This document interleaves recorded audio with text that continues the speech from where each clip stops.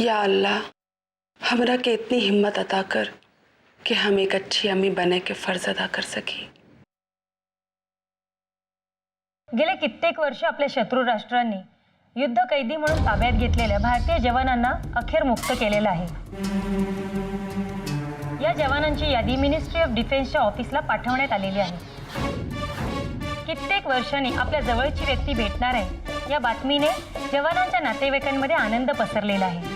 तेव्हा सविस्तर माहिती मिळवण्यासाठी त्वरित संपर्क साधा मिनिस्ट्री ऑफ डिफेन्सच्या कार्यालयामध्ये। साक्षी, देवयानी, मकरन, देव, अगं आय कुठे चालले?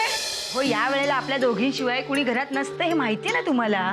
कशाला हाका मारताय? अगं आता टीव्हीवर बातमी सांगितली, पाकिस्तानातल्या भारतीय युद्ध कैद्यांना सोडतायत म्हणे। असेल मग? तू जरा भाजी फोडणीला टाकतेस, मी कर्नल साहेबांकडे जाऊन येते। हा, अहो कशाला धावपळ करताय? काहीही निष्पन्न होणार नाही।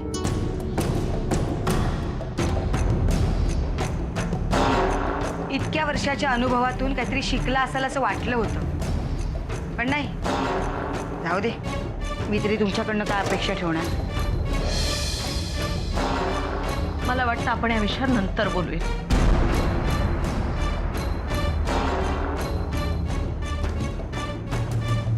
अहो चप्पल तर घाला। झालं, एका पळपुट्या माणसाच्या मागे पळण्यात काय अर्थ आहे? कधी कळणार या बाईला? अगं अगं अगं प्रतीक्षा, अगं एवढ्या उन्हाची कुठं निघालीस? ते अन्वाणी पाहिजे। हो नाही, ते टीव्हीवर बातम्या सांगितल्या ना, आता युद्ध कैद्यांना पाकिस्तानात सोडणार आहेत। मी आता ऐकलं, हो? म्हटलं आता जाऊया। जयाला कर्नल साहेब, एकटीच कुठं निघालीस तू? तू चल, ही रिक्षा आहे ना? नाही, आता साक्षी पण ऐक, नाही, देव मी पण ऐकणार नाही। नाही। चल चल।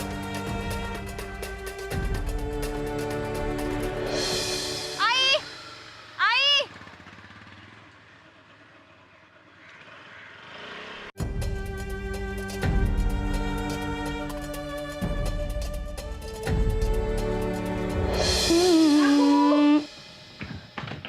नशीब तू तरी इथेस। ए काकू, आई कुठे गेली ग धावत पळत? आता मी माझ्या तोंडाने कशाला बोलू? आत्ताच टीव्हीवर सांगितलं ना, युद्ध कैद्यांना म्हणे सोडणार आहेत। काय सांगतेस काय? खरंच? घ्या, आता तू सुद्धा उसासे टाकून वाट बघत बसणार आहेस की काय? देवयानी, काही गोष्टी डोकं शाबूत ठेवून स्वीकारायच्या असतात। एवढं साधं तुला कळत नाही म्हणजे कमाल आहे अगं। घ्या, आता ही सुद्धा गेली। देवाने ना माणसं वेचून वेचून ही फॅमिली बनवली।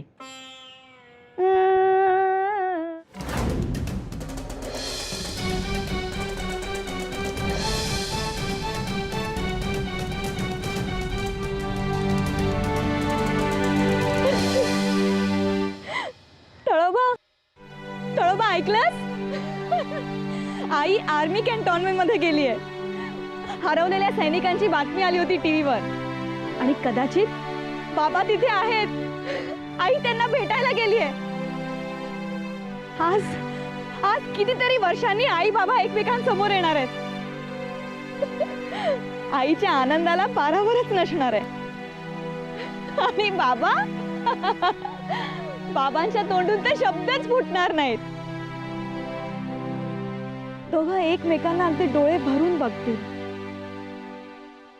बातम्यात सांगितलं ना, त्यामुळे असं वाटतं नक्की काहीतरी कळेल। म्हणजे विचारायला तर हवं ना, त्यांना विचारू आपण। होईल, काळजी करू नकोस। भेटले म्हणजे बरं होईल। मी हे आणलाय फोटो वगैरे, आणि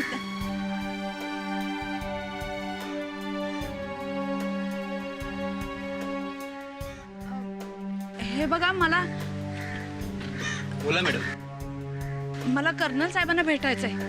चला।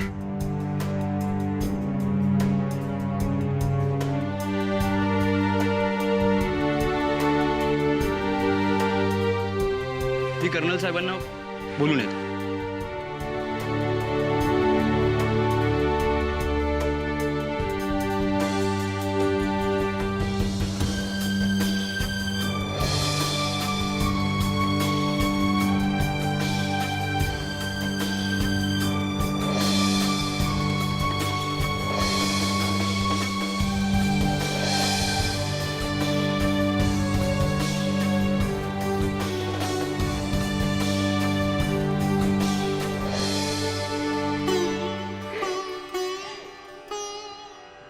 वर्ष झाली आई एकाच आशेवर जगते की कधीतरी बाबा तिच्या समोर येतील सुखरूप.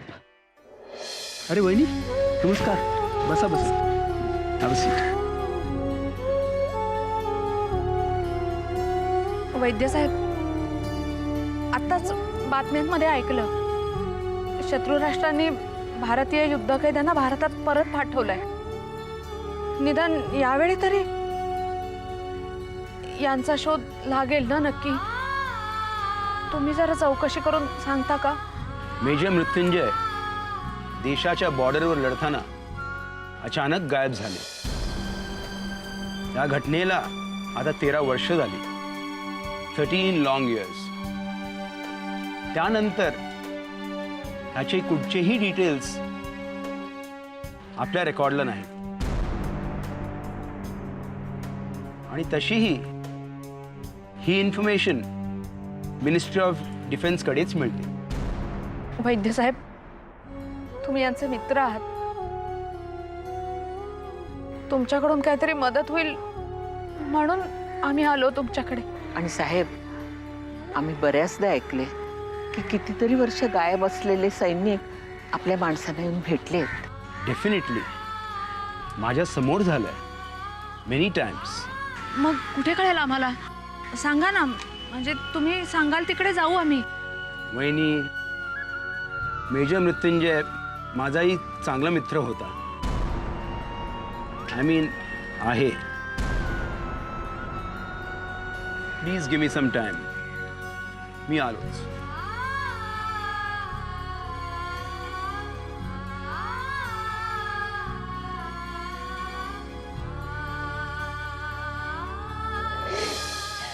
आमचं घर, आमचं अंगण, बाबांचं हसणं, बाबांचं बोलणं, बाबांचं वागणं, बाबांचं वावरणं या सगळ्यांनी भरून जाणार आहे. दादूंचेही डोळे भरून येणार आहेत. रोज संध्याकाळी देवाला दिवा लावताना आईने केलेली प्रार्थना आज पूर्ण होणार आहे. आईची प्रतीक्षा आज संपणार आहे. बाबा आज घरी येणार आहेत. आमचं घर, आमचा परिवार आज पूर्ण. ही नेहमीसारखी आईच्या पदरी निराशाच. जेव्हा जेव्हा आई अशी धावत वेड्यासारखी बाबांना भेटायला गेली ना, तेव्हा तेव्हा ती निराश होऊनच परत आली आहे. वैद्यसाहेब, वहिनी,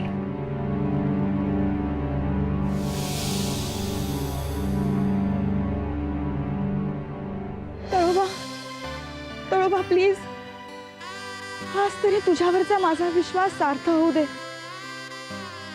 प्लीज तळोबा, बाबांना परत येऊ दे. मला आईच्या चेहऱ्यावर खळखळणाऱ्या झऱ्यासारखं हसू बघायचंय. प्लीज प्लीज तळोबा, प्लीज बाबांना परत येऊ दे. प्लीज.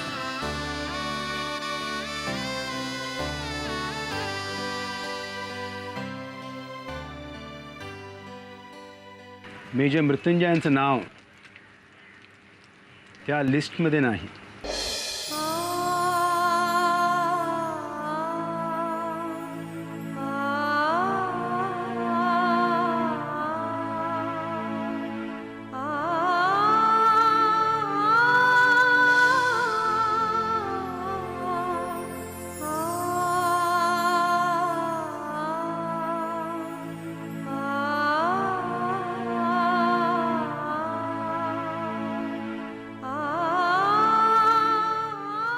प्रतीक्षा,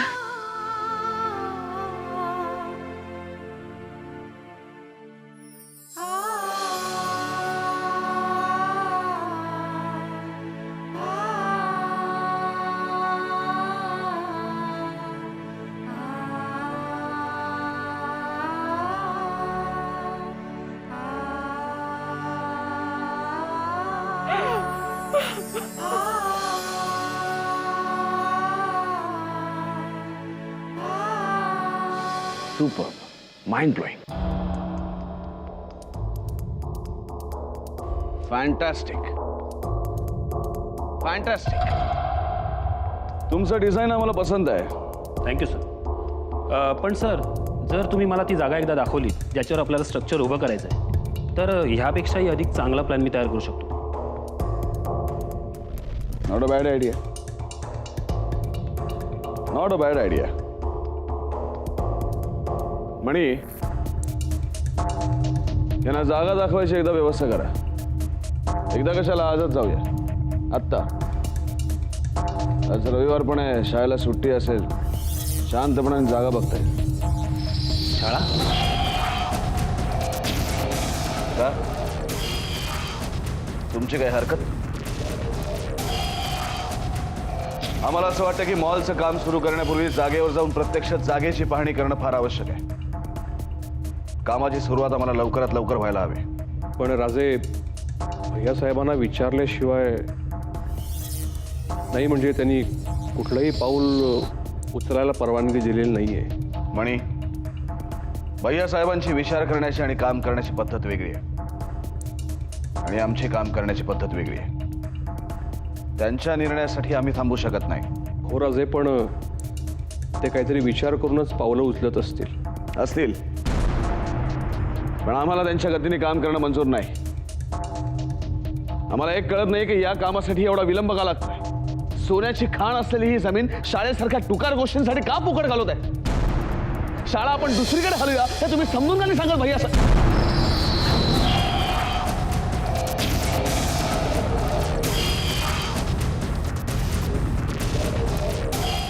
त्यापेक्षा आतताईपणे काम न करता सबुरीने काम करण्याचा सल्ला का नाही देत त्यांना? म्हणे मी विचार करतो म्हणून सांगितलं होतं ना. मग पुढचं पाऊल का उचललं तुम्ही? रणवीर राजे शिर्केंच्या शब्दावर विश्वास नाही तुमचा? भैया साहेब, आम्हीही कोणाला तरी शब्द दिला आहे आणि आमच्या शब्दाला तुमच्या लेखी काहीच किंमत नाहीये. वेळ हातातून निसटून जाते आणि आम्ही निष्क्रियपणे बसलो.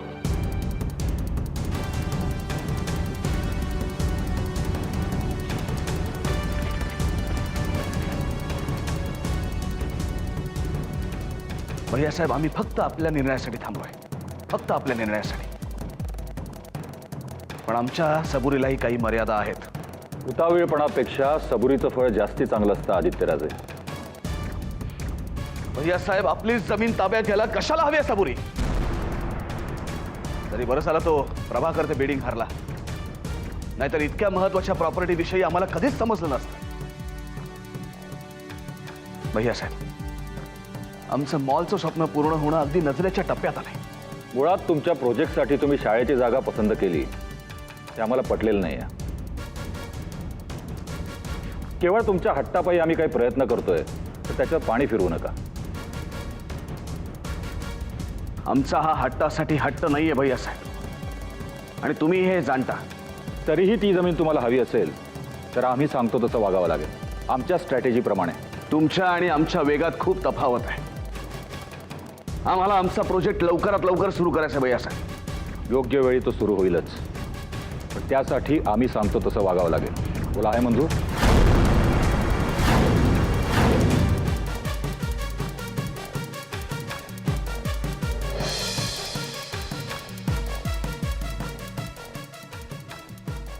मंजूर. हे बघा आदित्यराजे, स्वर्गीय हंबीरराव राजे शिर्के स्मृती विद्या मंदिर आमच्या दृष्टीने मामूली शाळा. आमच्या लेखी तिची काही किंमत नाही आहे, पण D.V. देशमुखांकरता ती सर्वस्व आहे. आणि तुम्ही जरी त्यांना कसपटा समान मानत असाल ना, तरी ती एक मोठी हस्ती आहे. आमच्या एक लक्षात येत नाही भैया साहेब. एकीकडे तुम्ही आम्हाला शाळेची जागा मिळवून देण्याचा शब्द देताय आणि त्याच वेळेस तुम्ही त्या D.V. देशमुखचे गोडवे गाताय. भैया साहेब, आमच्या मनातनं संभ्रम निर्माण झालाय. काम तडीस नेण्यासाठी तुम्ही घेत असलेली टोकाची भूमिका आणि आम्ही दाखवत असलेला संयम याच्यातली ती दरी आहे जिला तुम्ही संभ्रम म्हणता. ही दरी दूर करायची असेल तर आमच्यावर विश्वास दाखवा आदित्यराजे.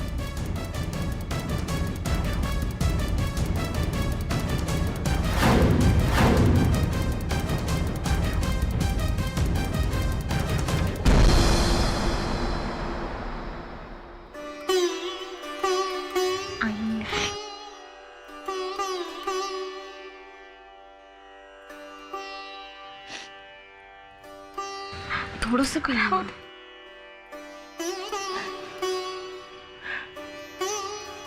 आई बास आता.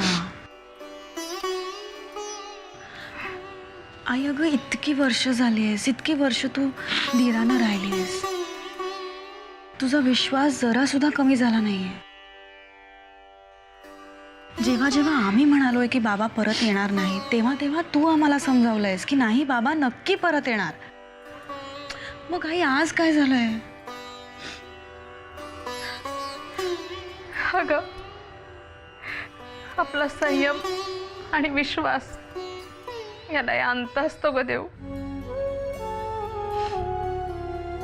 कधी कधी वाटतं हा संयम आणि विश्वास आपल्या मनाचा भ्रम तर नाही ठरणार. बाई ग, असा विचार नको करूस.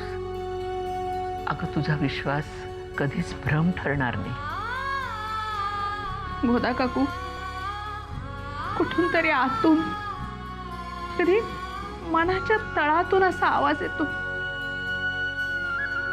देव साक्षीचे बाबा आम्हाला असं धोका नाही देणार.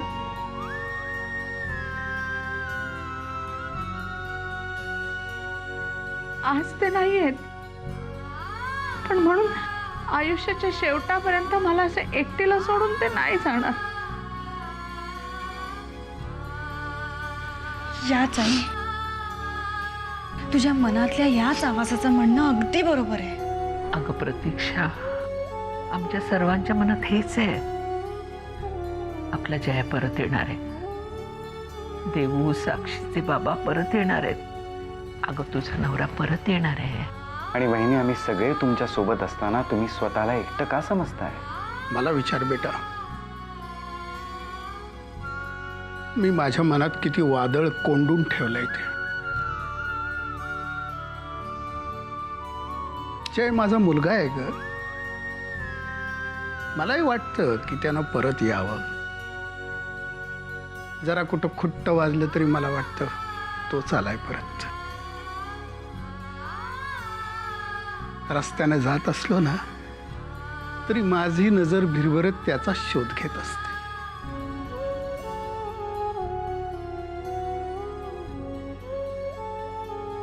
आयुष्याच्या या उतार वयात मला वाटत नसेल की त्यानं मला आधार द्यावा.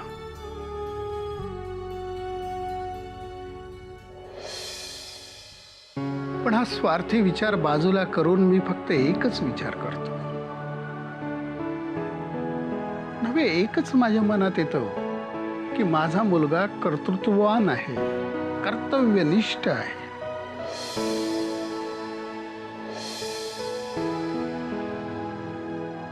आपल्याला वाटतं,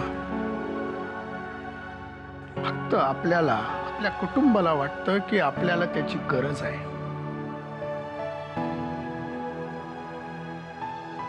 त्याही पेक्षा जास्त त्याची गरज या देशाला आहे.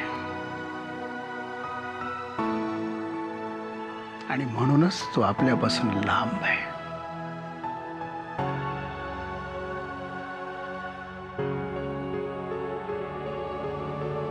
त्याचं येणं आपल्यासाठी आनंददायी आहे,